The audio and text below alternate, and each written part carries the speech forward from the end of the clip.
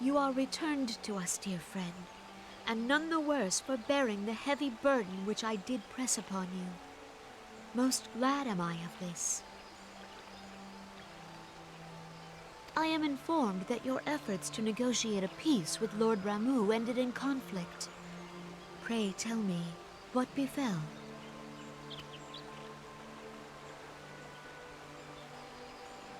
Ramuh made trial of you? I fear there is truth to his claim. It is the darkness within us that attracts the darkness without.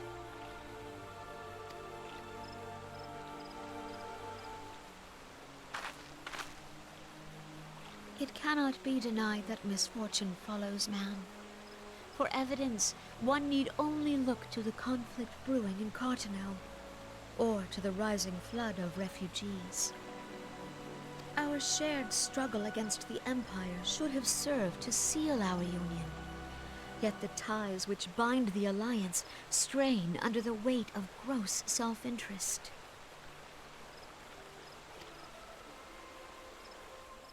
As the scars of the calamity begin to fade, so too does our sense of common purpose. Yet now is scarce the time to forget our shared responsibility. If this new-sprung realm is to survive beyond its infancy, it must needs be nurtured by all.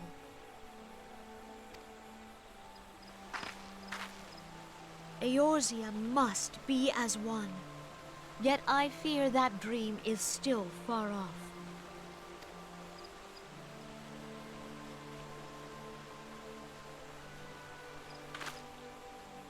On behalf of the people of Gridania and the elementals both, I thank you for all that you and your fellow scions have done.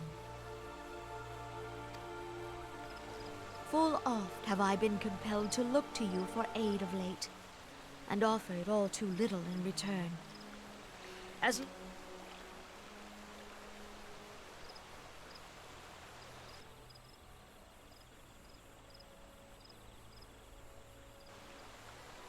Lord Ramuh has departed, yet the keening of this ill wind grows no less insistent. Voices of the forest, pray speak and I shall listen.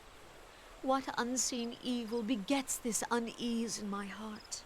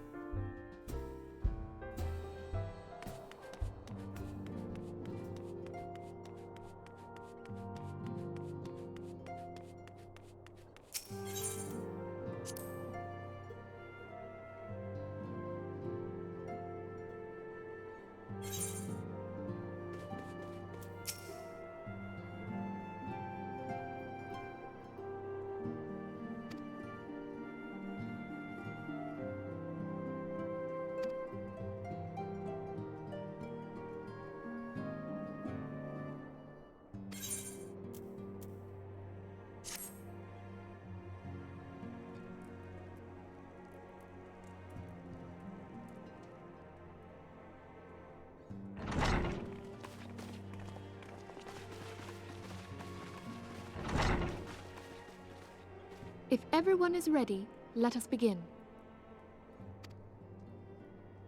Urianger, the floor is yours.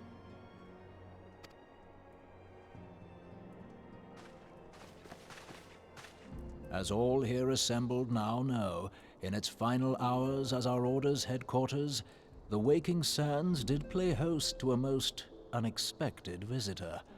I speak of the Ascian clad in white, Elidibus.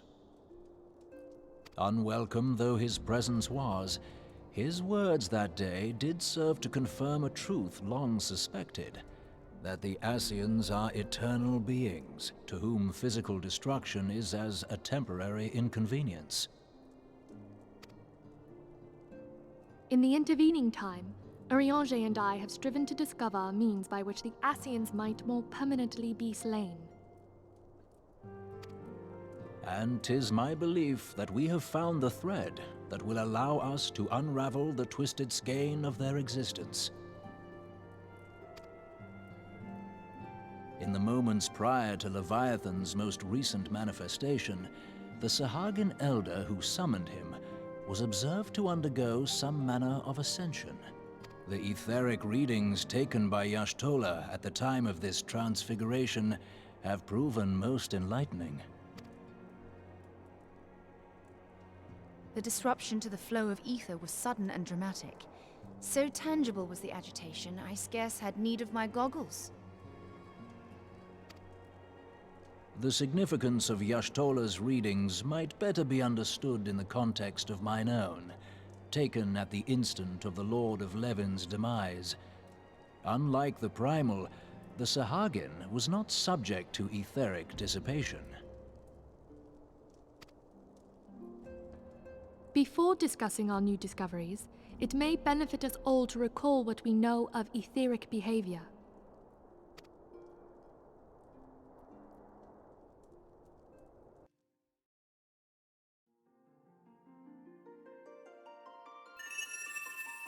Let us begin at what some might call the end. When we who dwell in the material realm die, our spirits dissolve into the flow of ether and are returned to the ethereal realm. In turn, the restless energy which suffuses that plane streams back into our world, giving rise to new life.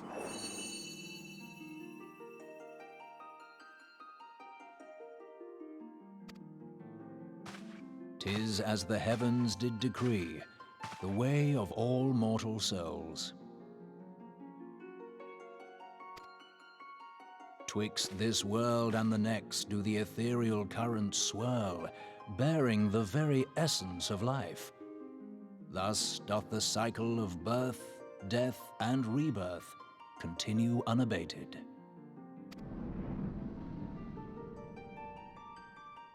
Primals behave somewhat differently. In order to manifest and then maintain a physical presence in this realm, they must consume vast quantities of ether, most often in the form of crystals. Though they may seem to live, their flesh is but ether given shape.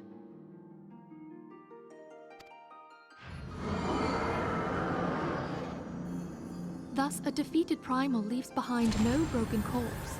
Rather, the essence of its form seeps back into the land whence it came, and the energy of its shattered spirit is called back to the ethereal realm. And there it waiteth, till next the prayers of the faithful do draw it forth from the sea of ether, to take their offering of crystals and make for itself a new body.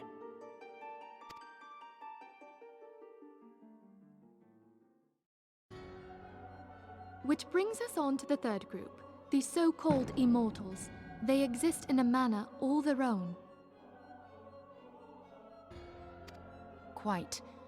Even as the Sahagin elder fell to the Admiral's musket shot, I witnessed the release of an ethereal cloud, which immediately took possession of a nearby minion. A soul that dissipateth not upon the death of the flesh. The secret of life everlasting, and in the claws of a Sahagin no less. But I wonder, what would happen to one of these obstinate spirits should there be no suitable host for it to claim? If mortal death entails a return to the ethereal realm, it seems doubtful that the soul of an immortal would venture there. Nay, it merely withdraweth the distance, unto the shore of the ethereal sea, perchance, but no further. Yes, it exists in neither this realm nor the next, abiding instead in the space that lies between them. The Ascians took control of Thancred by means of a crystal of darkness, an artifact which, if our theories are correct, serves as a gateway to the place I have just described. I was hoping people had forgotten about that. I am sorry, my friend. For a mercy, the weary road of our research hath brought us unto an answer. The Sahagin ascended to an immortal state, but he did not possess a crystal of darkness through which to flee this realm. Thus was he consumed by Leviathan. If we could entrap the spirits of defeated Ascians in like manner, and thereby deny them resurrection...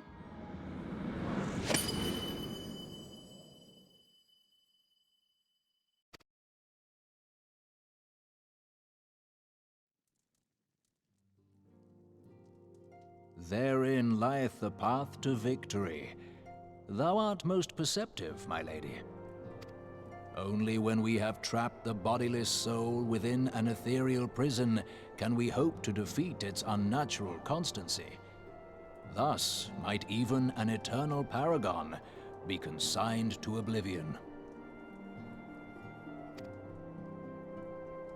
These feats are, of course, far easier said than done.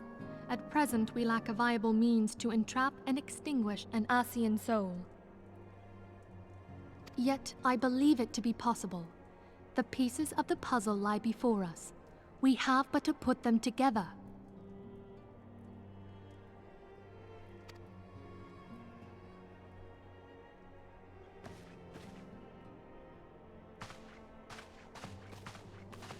I will depart at once to convene with the sages of Sharlayan.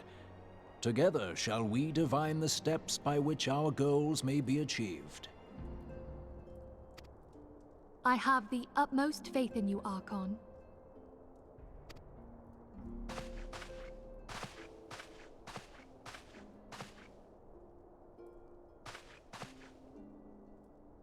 Beg pardon, antecedent, but I would raise one final matter.